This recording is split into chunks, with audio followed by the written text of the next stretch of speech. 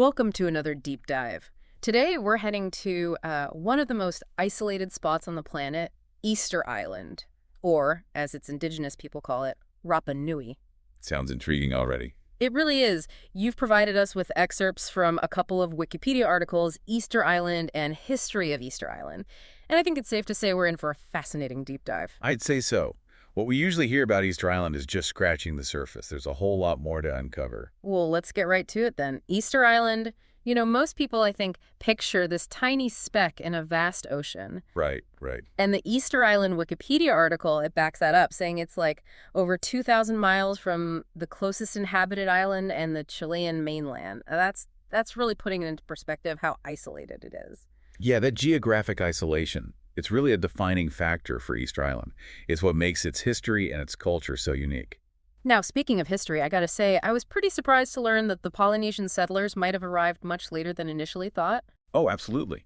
For a long time, the common belief put their arrival around 800 CE.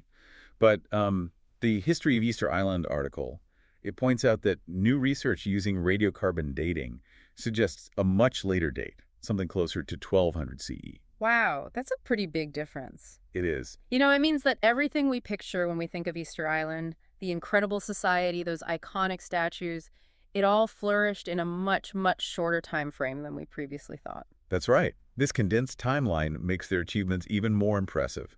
It really challenges how we understand the development of societies, especially in isolation. Makes you appreciate their resourcefulness and ingenuity even more. And speaking of ingenuity, can we talk about those Moai? I think for many people, they picture just these giant heads. All right. But the Easter Island article, it mentions torsos. Yeah, it's actually the shifting soils over time that have created that illusion of headless statues. They've been buried up to their necks, essentially. In reality, most Moai have torsos, with some even reaching down to their knees. Wow. So what we see today isn't even the whole picture. No, not at all. I can only imagine what those early explorers must have thought, seeing those figures just rising out of the earth. Oh, absolutely. Imagine sailing for weeks across open ocean and then, bam, you encounter these massive figures just overlooking the landscape. It must have been awe-inspiring. And keep in mind, there are close to 900 of these statues scattered across the island. 900? That's just incredible. It begs the question, though, what was their purpose? Were they gods, kings? What were they meant to represent? It's a question that's captivated researchers for centuries, really. While we still don't have a definitive answer, most scholars believe that the Moai were created to honor important figures, most likely ancestors or chiefs. They were physical representations of lineage, status. That makes sense, especially considering the importance of ancestry in Polynesian cultures. But how did they even manage to carve and move these massive statues? I mean, some of them are absolutely enormous. It's mind-boggling, isn't it? Imagine carving these figures, some weighing up to 80 tons, from volcanic rock using only hand tools. Yeah, I can't even fathom it. The craftsmanship is just astounding. And then to move these multi-ton statues without modern machinery, it seems impossible. Right. The long-held theory was that they used wooden rollers. But more recent experiments, as mentioned in the History of Easter Island article, suggest that they might have walked the statues upright. Walked them? Yeah. How would that even work? Well, the idea is that they use ropes and a sort of rocking motion to maneuver the statues forward very carefully, using logs or stones for leverage. That's incredible. It must have taken incredible coordination. Oh, absolutely. Ingenuity, a deep understanding of physics. It really speaks to their ability to problem solve and to work together. Now, while the Moai are undoubtedly the most recognized symbols of Rapa Nui, there's another aspect we should discuss, and that's the Birdman Cult. Yeah, that History of Easter Island page, that bit about the Birdman Cult that really caught my eye. Seems like a pretty big departure from the whole Moai building culture. Doesn't it? Around the 16th century, maybe coinciding with the end of Moai construction, this new religious practice pops up, centered on the cult of the Birdman, or Tangata Manu, as they called it. What do you think caused that kind of shift? Was it gradual, or was it more of a sudden change? Hard to say for sure, but some researchers think it might reflect a growing awareness of, maybe some resource scarcity on the island. Think about it. The Moai construction, that was a massive undertaking. Yeah. Huge amounts of resources, manpower, everything. So this shift to the Birdman cult, maybe it was a way to deal with that pressure. Could be. A way to, maintain social order when things were changing. Exactly. And the competition itself, it was a real test, physical strength, strategy. Yeah. Every year, these representatives from different clans, they would swim to this nearby islet, Motu Nui, Oh, wow. and they would brave, strong currents, even sharks, all to collect the very first sooty tern egg of the season. That's intense. What was so special about this egg? I mean, what did it symbolize to them? Well, it represented fertility, renewal, and the clan that won, the Birdman's clan, they got to control these valuable resources for the entire year. So it was a high-stakes competition. Oh, absolutely. The whole community felt the impact. Quite a change from those Moai, those timeless figures. Yep, Speaking of change, the Europeans arriving, that had a huge impact on the island. it did. First recorded European contact was in 1722, Easter Sunday, actually. Dutch explorer Jacob Roggeveen, he landed on the island. You'd think that encountering a culture as unique as Rapa Nui, it would have been met with curiosity, respect. You'd hope so, wouldn't you? But sadly, that's not what happened. Those initial encounters, they turned violent, islanders were killed, many more injured. Oh, no. And those clashes set the tone for what became, unfortunately, a pattern of exploitation, suffering. That's a story that repeats itself too often throughout history. Did things improve at all with later visits? Not really. A Spanish expedition followed in 1770, then British explorer James Cook in 1774. And by then, there were already signs of internal conflict on the island. A lot of the Moai had been toppled. Really? Yeah, it suggests that maybe the arrival of Europeans was making existing tensions even worse. And then the 19th century. Not a good time for the Rapa Nui. The Peruvian slave raids, that was devastating. It was a turning point, and not for the better. In 1862, Peruvian ships showed up and basically kidnapped around 1,500 Rapa Nui. 1,500. Yeah, almost half the island's population to work as forced laborers in Peru. It's hard to grasp. A culture that built those incredible Moai navigated the Pacific, now being enslaved by outsiders. It was a deliberate attack on their society. They targeted skilled individuals, Yeah. even those who could read and write Rongorongo, Rongo. their unique script. Oh, right, of course. So not only were they losing people, but also a huge chunk of their cultural knowledge. Exactly. What happened when they were returned to Easter Island? Well, after international pressure forced Peru to send them back, many of them returned carrying smallpox, and that spread to other Pacific islands. The epidemic was devastating. Their population plummeted to around 900. Another tragic example of European diseases ravaging indigenous populations. Were there any attempts to protect them? Sadly, the Rapa Nui were left incredibly vulnerable.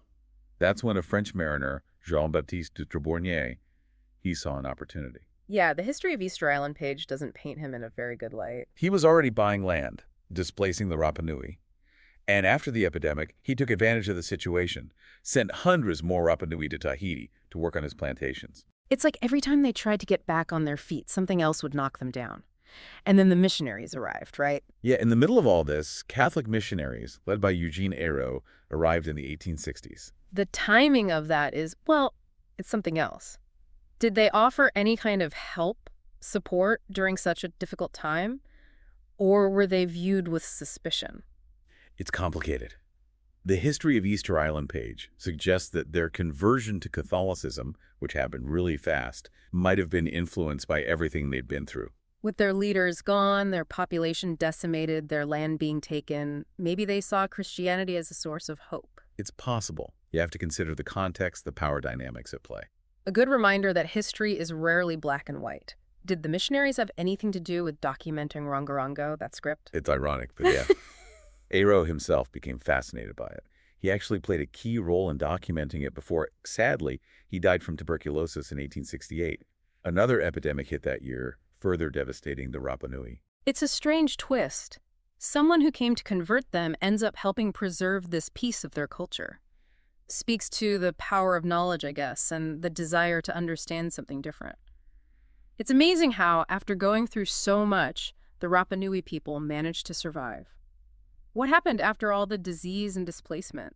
Did things start looking up for them? You know, it really shows their resilience, not just surviving, but holding on to their culture. Toward the end of the 1870s, this guy named Alexander Salmon Jr., he comes into the picture. He was a businessman, British Tahitian, and he inherited land on the island. Basically became a pretty key figure in their story. That's quite a shift from missionaries and slave raids to, like, a businessman inheriting the island. Right. It shows how fast the world was changing back then.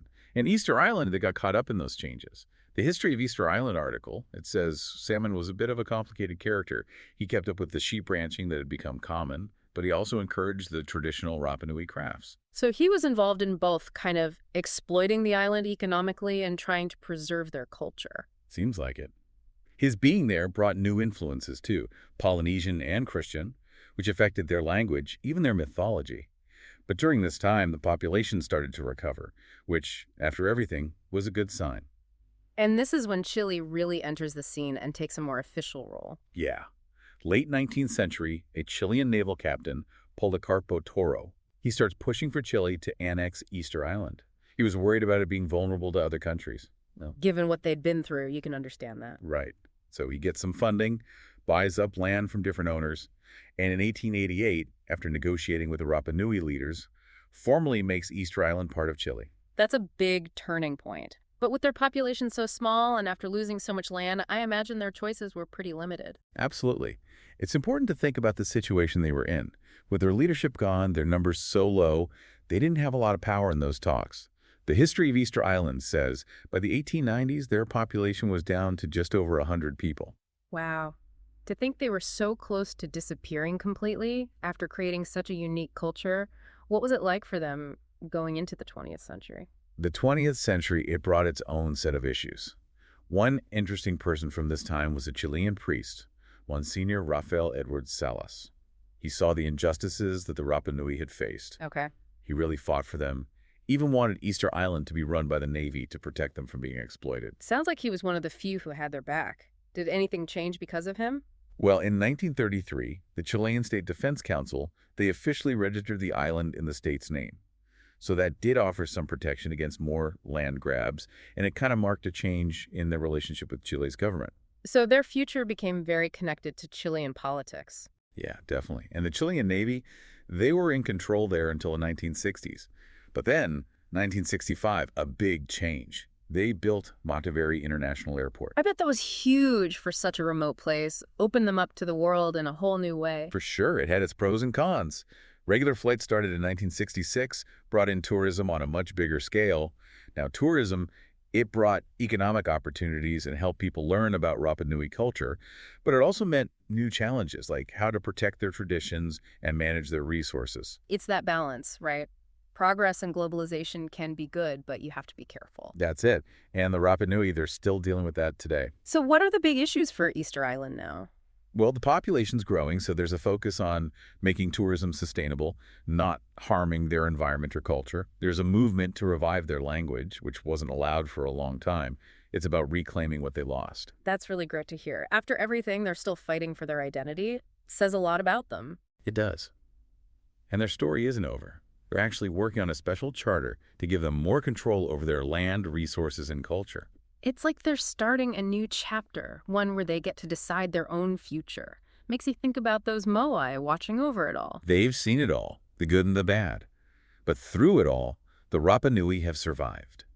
It reminds us that even when things are tough, culture and resilience are powerful. This whole deep dive into Easter Island has been pretty incredible. Really shows that history isn't just something in a book, it's about real people, living, breathing, their fight to keep their heritage, their language. It's inspiring. It makes you wonder what stories those Moai would tell if they could.